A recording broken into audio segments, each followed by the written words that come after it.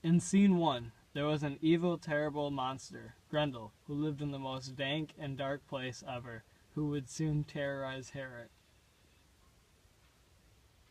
In Scene 2, Grendel came to the place of Harrot at dark and killed many men, ate them until he was full, and ran off into the dark, leaving fear in the people of that town.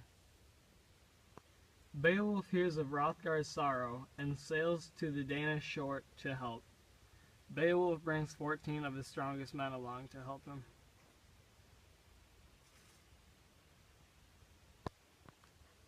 Wulfgar meets Beowulf and his men at the door. He greets them. Beowulf, the great king of the Danes, commands me to tell you that he knows of your nobleness and braveness, and that you are welcomed. But leave your weapons at the door. You stay here. Okay. Hail Hrothgar, I have heard of your troubles with the monster Grendel. I have killed many monsters, and now I have been called on to kill Grendel. I, with the help of my men, will help you rid this hall of evil, without the use of my weapon.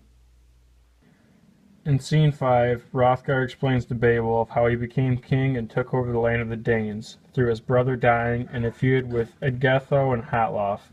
Then, Hrothgar's men gave the warriors of Beowulf places to be seated.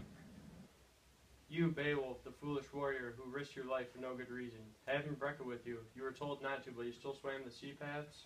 You have been lucky in your battles, Beowulf, but I think your luck will run out when you face Grendel. Unferth, my friend, you are drunk off ale and are telling stories, where the truth is, no person is as strong as me, and no man can swim the seas as I can. I'm a stronger person than Breca, and I chose to stay with him when we were at sea, until a giant wave swept us apart. When I was on my own, a monster tried to attack me, but luckily, I found its heart with my sword and killed it, leaving it dead and floating at sea. I killed many monsters while I was at sea with my razor-sharp sword, and then a giant wave took me up and washed me to the Finnish soil. I tell no lies of my braveness, Unferth. Beowulf's boasting took some people up and pleased them.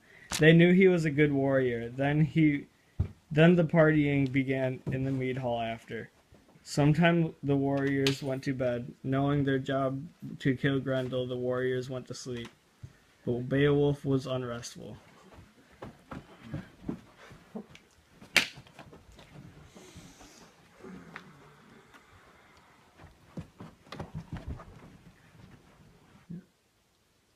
Grendel came to Harrot in the night again. He busted through the doors and found men asleep. Grendel was hungry and ready to kill them. Human eyes were watching Grendel go through the darkness. The beast came to a sleeping man, grabbed him up with his claws, and snatched the life out of him. Grendel went to grab the next man, but was stopped by Beowulf, who fought Grendel. Beowulf grabbed the monster. Grendel was weaker than Beowulf, and scared, the giant warriors squeezed Grendel up as the hall shook in their battle. Beowulf tried to hold Grendel until the monster was lifeless. All Beowulf's men jumped from their beds, ready to help him. The swords of the men had no effect on Grendel, though because his skin was immune to mortal man's blade.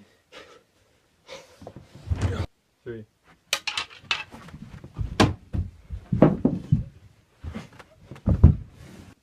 Beowulf then ripped Grendel's arm off. The monster was powerless now.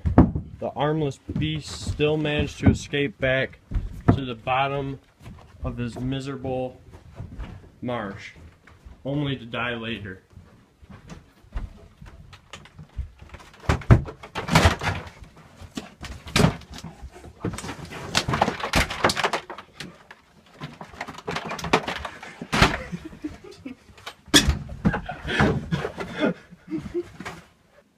Tired of being an unfeared warrior?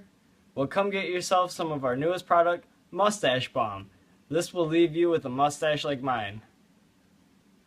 Just come to our shop in the Cedar Swamp near Harrot. Our product only costs a goat and your wife's finger. Come get your balm today.